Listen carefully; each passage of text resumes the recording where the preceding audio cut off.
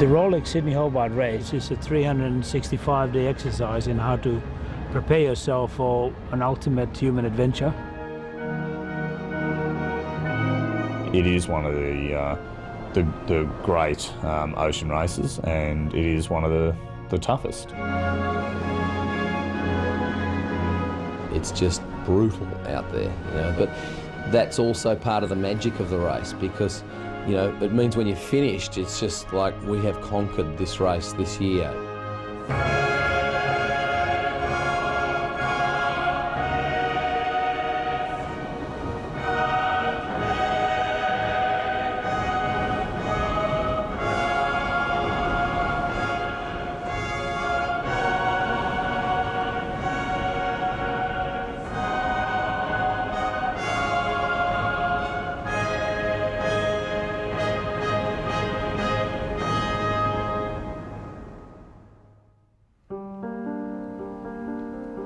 On December the 26th, 1945, the very first Sydney-Hobart yacht race began. On board the winning yacht, Rani, was Ray Richmond, then a 26-year-old lieutenant in the Royal Navy. It was to be an unforgettable adventure. Well, I happened to be on the tiller. Norman Hudson, who was the mate of the ship, was just having a spell. He was lashed in close to me when he suddenly said, "Ray, look up there, hey!" And there was a wave coming from behind, taller than our mast. The mast is 54 foot high. When tons of water came down, we just went straight down, but fortunately vertically. So severe were the conditions for the 9 boats, Rani was feared lost at sea. But 6 days after leaving Sydney, she reached Tasmania. We came up the Derwent when the committee boat came down, and they told us about where to go. And anything else you want to know? Yes, said Illingworth. How many boats are in? You're the first. From its humble beginnings, the Sydney-Hobart race grew through the decades into the world's preeminent offshore classic. Over the years, it's attracted more than 4,000 boats and over 30,000 sailors to its spectacular start line in Sydney Harbour.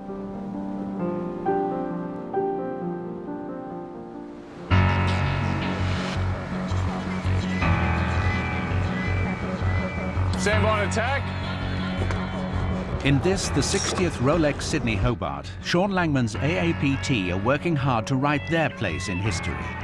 The 66-footer may lack the power of the Supermaxi favourites, but they do have something in reserve. We're taking a combination of conventional spinnakers and the kite sail. The kite sail really came about for us looking for an edge over the 98-footers. Is the only way that we could see that in our best conditions sailing downwind that we had a chance. We're racing against Scandia early in the year. We had a slight edge on her in our best condition, and then she ended up beating us 12 minutes after 24 hours of sailing. So we figured we needed to find an edge, and we looked at kites as the way of doing that. Second place in the Line Honours contest 2 years ago, and third last race. For Langman, the Sydney-Hobart remains unfinished business. The reason why I keep coming back now is that it's just a pursuit that I want to fulfil. I want to win the race. I want to be first to Hobart. A new mast for a new boat. Just as determined to win and aiming for his second Line Honours title is Luda Ingval and Nicorette. With the new build continuing up to the last moment, it's been a race against time. Last race, the former Nicorette retired with keel failure, but that experience has only strengthened Ingvald's desire to join the few owners to win this event twice. I was 14 years old when I saw the start of the Sydney Hobart race on my parents' black and white television in Finland for the first time. And it made me want to do the race one day. It was obviously, from everybody's perspective in those days, an impossible dream. But it's one of those events that has this magic. And there is not a yachtsman in the world who wouldn't want a Sydney Hobart win on their CV. The 628-mile course takes the fleet from Sydney Harbour down the New South Wales coast, across the treacherous waters of Bass Strait, before finally turning the corner of Tasmania for Hobart.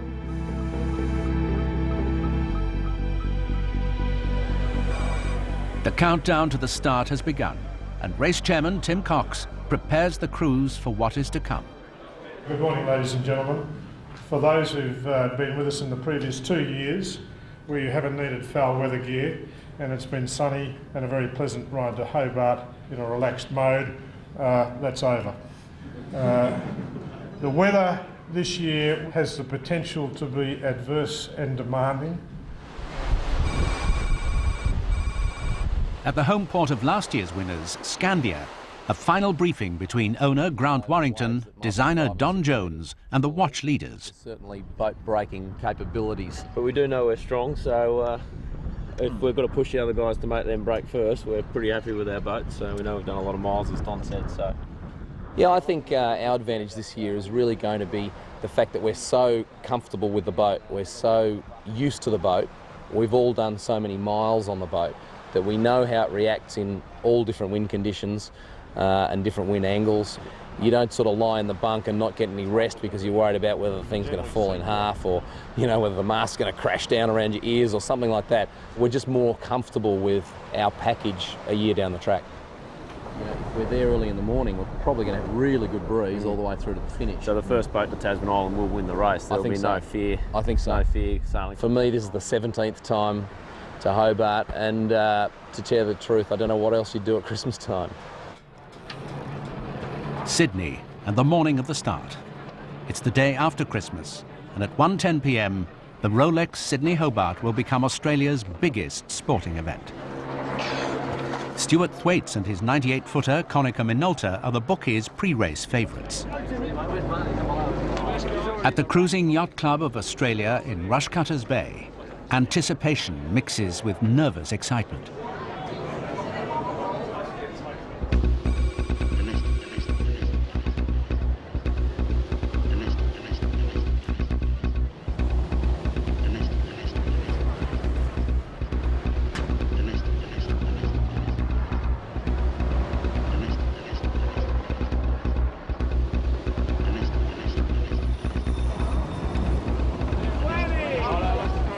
We end up right in the box seat with 20 seconds to go, and I really thought that we were going to be over the line, and Ragamuffin below us just pulled away just enough that we could pull away and get some speed going, and we went from 1 knot straight up to 8 knots with a gap of about 20 feet to go. The adrenaline rush was fantastic, the cheering of the crowd was fantastic, and I had to look up in the end and realise that, wow, what a start.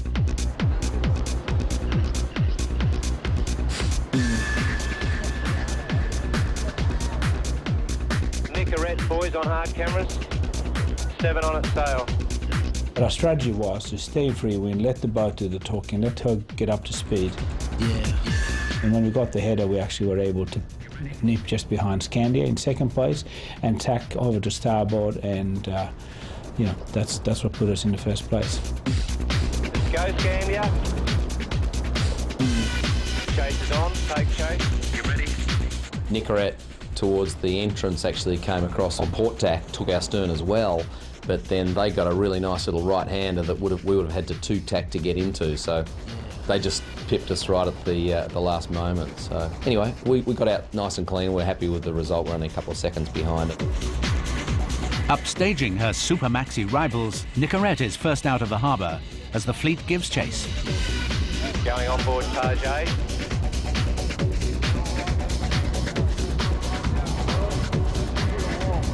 gosh, there's just hundreds and hundreds of boats out there, you know. It's just really hard to concentrate.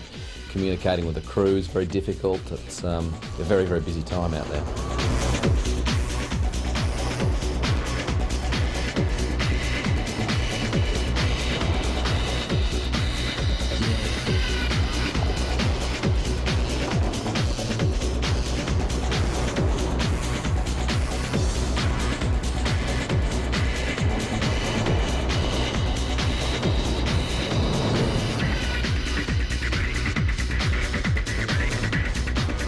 Nicorette's early advantage is short-lived. As the leaders turn right and hit the Tasman Sea, Scandia gets into her stride and makes the running down the New South Wales coast.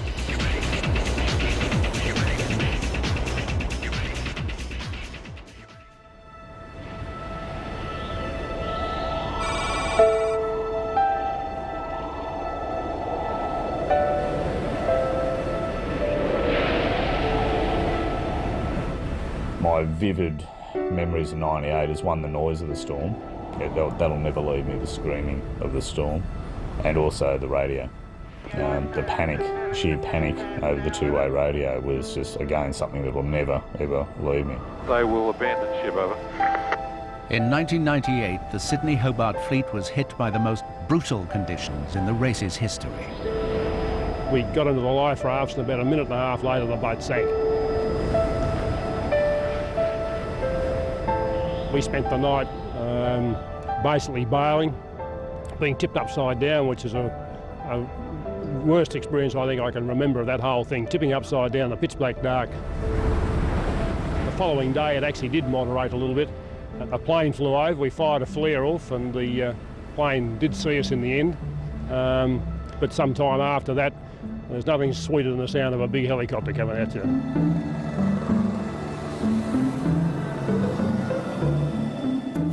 It wasn't until the following morning that we learnt that three of our mates had actually been washed off the raft and were drowned. 6 crew were tragically lost. But thanks to Australia's largest ever search and rescue operation, 55 competitors were plucked to safety in the hurricane-force winds. It's very difficult for the winch operator to maintain the helicopter over the winch point. In a 20-metre swell, they might be at the crest of the wave, around 15 feet below the helicopter, and then in the trough of the wave, 75 feet. So you would never go out in those conditions on a training exercise. Simon Lovell continues to play a vital role in the race's safety provision as a pilot with Snowy Hydro South Care in Canberra.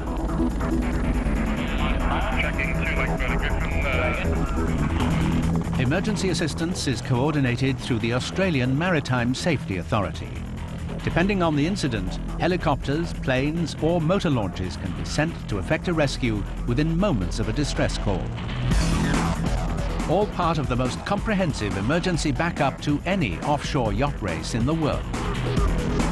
November Charlie, cleared back to South Care Base at above 3,500. Report on the ground.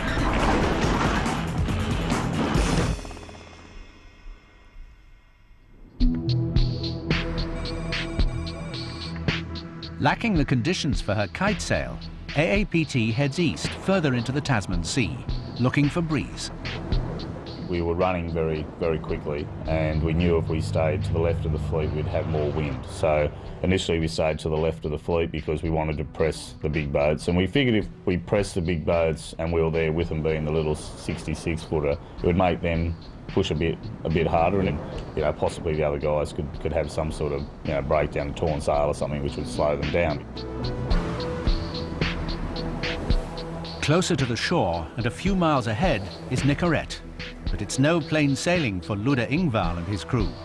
The first day was a bit disastrous in that when we were hoisting our running spinnaker, the spinnaker opened too early, wrapped around the forestay, got torn, and we had to send people up the rig, which was very hard because we're running into an old seaway. So we were sailing without a spinnaker for about an hour. When the whole thing was over, we were just over 6 miles behind Scandia, having been busy passing her when it all started. So that was 6 miles gone.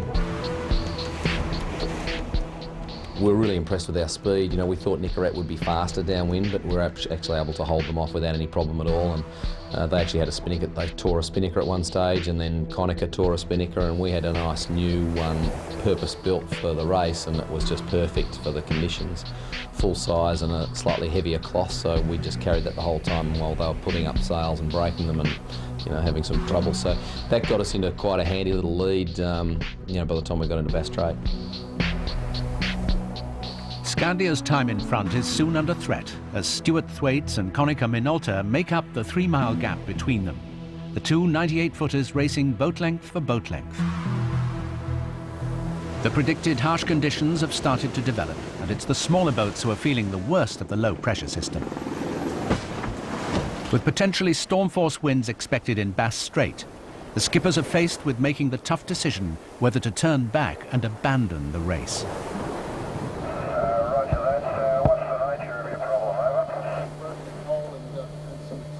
Just over 24 hours after race start, 29 of the 115-boat fleet have been forced to retire from the race, with more than half of them making for Twofold Bay in Eden. And with the weather only likely to worsen, it seems prudent seamanship by many of the skippers. The seas were the main issue. They really built up quite rapidly to 5 metres breaking over the boat, and we decided that it was all going to be a very unpleasant time in Bass Strait, so we decided to come in here and wait for the storm to pass, at which time we will continue to Hobart, although obviously not in the race. And wouldn't expect it to change much. As the leading boats prepare to enter Bass Strait, the worsening weather is cause for concern, and there's more on its way. Yep. What they've experienced is a cold front moving across them in the last 6 to 12 hours. So the winds have gone from basically a northerly into the south-southwesterly. And wind speeds are starting to pick up around the 35, 45 knot mark. They've probably had the odd gust around 55, 60. Wave heights, I reckon, out to sea would be in the order of 4 to 6 metres on average, but every now and then you're going to get that wave height twice that, so around about the 10 to 12 metres from time to time. Nobody understands the demands rough conditions can put on yachts more than the team that designed and built Nicorette. She made it from drawing board to launch in only 4 months. Most Supermaxes take 12. And at her heart is a canting keel system designed to withstand the massive stresses of the race. Nicorette has the same stability as Scandia, but at the same time is 8 tons lighter. And stability is basically everything, with, you know, as far as upwind sailing is concerned. Stability is everything. That gives you the upwind speed, you know, the ability to withstand the force of the wind in your sails is what's called stability. And that's what canting keels are all about. The wind has shifted to the southwest at 45 to 50 knots. Nicorette and AAPT aim for the safety of the coast. But Konica Minolta and Scandia face the storm head-on.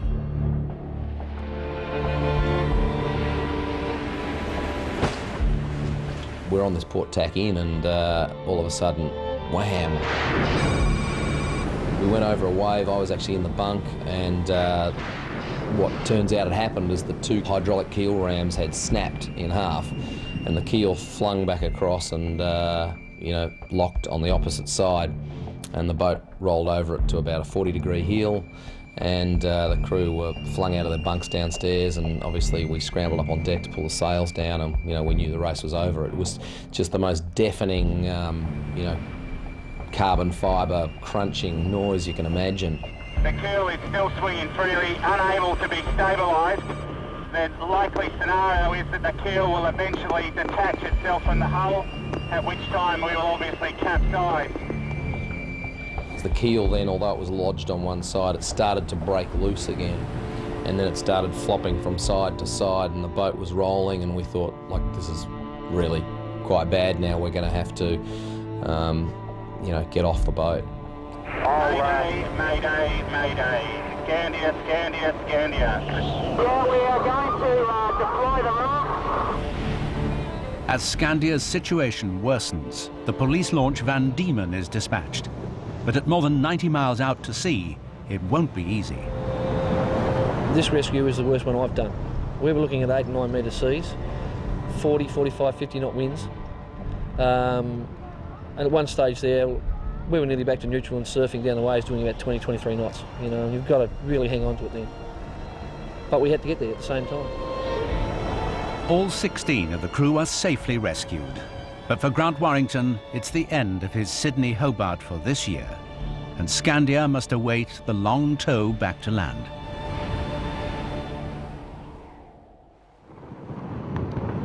Konica Minolta also suffer structural damage and decide to retire. Nicorette, 50 miles ahead of nearest rival AAPT, are now in pole position. We are in a fairly dramatic stage of the race. We have taken the line on our lead at the moment from Konica and Scandia, who both have had failures. It's been a very rough race, and unfortunately I think it's very rough for the small boats behind too. It's one of those races where you wonder why you're here. I guess when you get in the lead, that's why you are here, and we're going to try to nurse the boat to get into the finish line before sunset.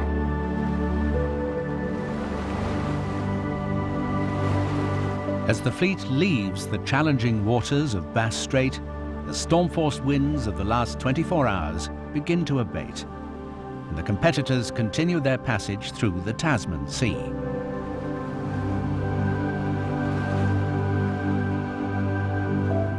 Lying ahead, 100 miles of the spectacular Tasmanian coastline, along the most southerly landmass in the Australian continent, to finally reach the city of Hobart.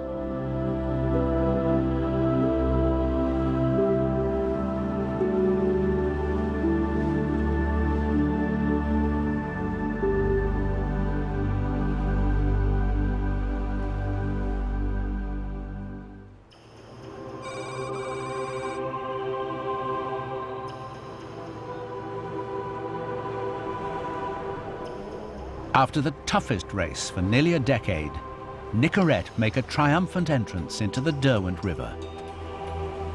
The moment we rounded Tasman Island, we could see the lights of Hobart. We just turned on full power. We were doing 17 knots under a jib top and a full main in the dark, and just enjoying the reach in and saying, wow, you know, what a dream run this has been. A second line honours win for Ludde Ingval and Nicorette. After such a testing race, victory has never been sweeter. 6 hours behind, and it's an emotional second-place finish for Sean Langman's AAPT. I could hear people cheering on the shore, and the hooters of all the boats were going off, and then I gave all the guys a hug and sort of held back the tears, really.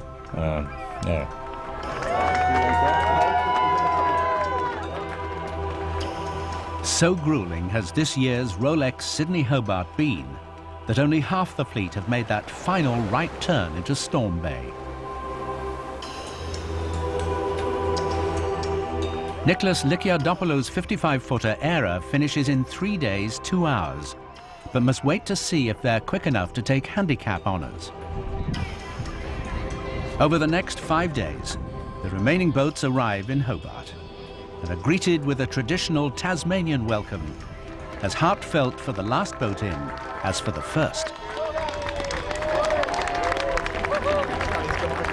Era becomes only the third British boat to take the Tattersalls Cup for the overall handicap win. Once again, the race has proved how demanding the Rolex Sydney Hobart can be, and why sailors keep returning after 60 years of challenge.